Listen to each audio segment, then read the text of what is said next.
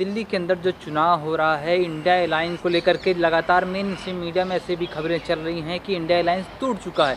जब India alliance के जो तमाम वो बड़े घटक दल, चाहे एनसीपी शरद चंद्र पवार की पार्टी हो या बिहार के अंदर लालू प्रसाद यादव की पार्टी हो और अखिलेश यादव हो, ममता बनर्जी हो, उद्धव ठाकरे, ये तमाम नेता आम आदमी पार्टी केजरीवाल को समर्थन कर रहे हैं। वहीं कांग्रेस पार्टी भी इंडिया अलायंस का एक मुख्य चेहरा है, लेकिन कांग्रेस को छोड़कर आम आदमी पार्टी का समर्थन करना ये कैसे दिखाता है? क्या वाकई इंडिया अलायंस टूट चुका है?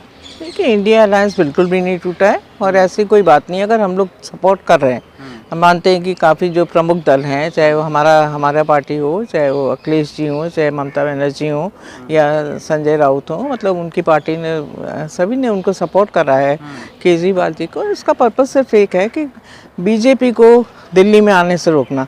एंड वो केजरीवाल जी ही हैं जो हुकन मतलब उनको रोक सकते हैं, है ना। जो और देखिए, इसका मतलब ये नहीं कि हम कांग्रेस हमारे साथ नहीं है या कुछ नहीं है। देखिए, ये जो इंडिया अलायंस बना था, it was for Lok Sabha elections के लिए बना था बेसिकली।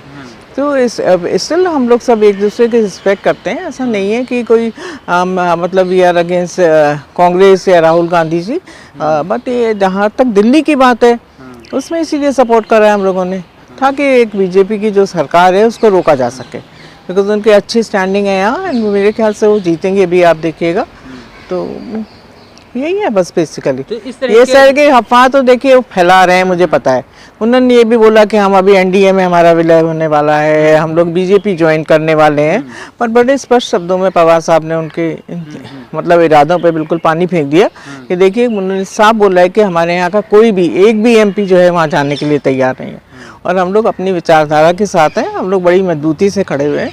और ये सब करना कि अगर एक बार कोई हार जाए तो बोले उनकी राजनीति खत्म हो गई, तो ठीक है, मतलब देखेंगे क्या होता है ना। क्या वाकई आप लोगों को लग रहा है कि दिल्ली के अंदर कांग्रेस पार्टी मजबूती से चुनाव नहीं लड़ रही है या बीजेपी को हराने के सक्षम नहीं है? नहीं, ऐसा नहीं है कि वो मजबूती से नहीं लड़ रहे हैं, पर सिंस मतलब केजरीवाल जी ज़्यादा 2 टर्म्स में रहे हैं और काफ़ी जनता में उनका वो है, तो मतलब ऐसा नहीं है कि कांग्रेस नहीं लड़ रही है। कांग्रेस तो मतलब देखिए 100 सीट्स हैं उनके पास, सबसे बड़ी पार्टी है इंडिया अलायंस की। तो हम लोग उनके साथ भी, मतलब ऐसा नहीं है कि वो नहीं है या उनको किसी ने आउट कर दिया। But only thing is this कि केजरीवाल जी का ज़्यादा है यहाँ पर, और हम लोग उनको सपोर्ट इसीलिए करें ताकि वो मतलब जीत पाएँ, बीजेपी को रोक पाएँ। मेन चीज़ है बीजेपी को रोकना, जो किसी भी ढंग से मतलब ईडी सीबीआई लोगों को जेल भेजकर किसी भी तरह they want to come in the power, you know. काफ़ी सालों से नहीं है, आपको पता है, कभी दिल्ली की जनता ने उन्हें एक्सेप्ट नहीं किया, but they want to come in power. तो बेसिकली वो ये इन प्रकार आप जानते ही हैं बीजेपी है ये, तो इसके लिए you need a strong person जो उनको रोक सके, इसीलिए हम लोग ने सपोर्ट किया। बट इसका मतलब ये नहीं कि हम लोग बीजेपी से है, जी बिल्कुल मेन, मतलब मेन तो देखिए 2 पार्टीज ही हैं यहाँ पर। तो मतलब आप लोग जानते ही हैं, कोई सकते हैं एंड सबका, हाँ मतलब ये सबका ही मानना है कि मतलब बीजेपी को रोकना चाहिए यहाँ पर। एंड जो शायद केजरीवाल कर सकते हैं मेरे ख्याल से थोड़ी सी वो करें, और तो उनको भी काफ़ी मतलब वो करा गया, सारे उनके नेता जेल में भेज दिए गए। तो वही बात है बस। अमित शाह जिस दिन पवार जी को लेकर के उन्होंने कहा कि राजनीति खत्म हो गई 2 लोगों की जो विश्वासघात कर रहे थे, बोला है कि विश्वासघात की राजनीति करते थे। तो देखिए, ये जो है ना, पवार साहब जो है इस देश के एक बहुत बड़ी लीडर हैं, और ये मतलब इससे बड़ी मूर्खता की बात नहीं है कहना कि उनकी राजनीति खत्म हो गई या कुछ हो गई। आज भी हजारों कार्यकर्ता उनके पीछे खड़े हुए हैं, और देखिए जिस तरह से हमें विश्वासघात की राजनीति के बारे में बता रहे हैं, हमारी पार्टी को तोड़ के ले जाने वाले लोग, पीठ में छुरा भोंकने वाले लोग हैं। पीठ में छुरा भोंकने वाला कौन है ये सब जानते हैं, है ना।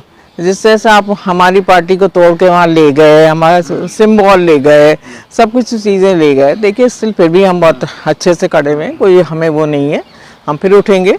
और देखिए, जो पवार साहब हैं उन्होंने कभी भी इस तरह की बात नहीं करी, एक विशेष विचारधारा को उन्होंने फॉलो करा और हमेशा उसी पर काम किया है ना। तोड़-फोड़ की राजनीति का तो आरोप अमित शाह की पार्टी पर लगा रहे हैं। अरे वही तो मैं कह रही हूँ कि आप ही वो कर रहे हो, और आप बोल रहे हो कि आप अगर उसको तोड़-फोड़ की राजनीति को बुरा मानते हो तो आप उसको फॉलो क्यों कर रहे हो, है ना। यदि आप पवार साहब के ऊपर आरोप लगा रहे हैं और खुद इस तरह की राजनीति कर रहे हैं, तो देखिए पवार साहब ने हमेशा अपनी पार्टी बनाई, नया सिंबल बनाया, और उसके ऊपर काम किया और उसको मतलब हमारी पार्टी को ही आप देखिए with in 3 months national party का स्टेटस मिला।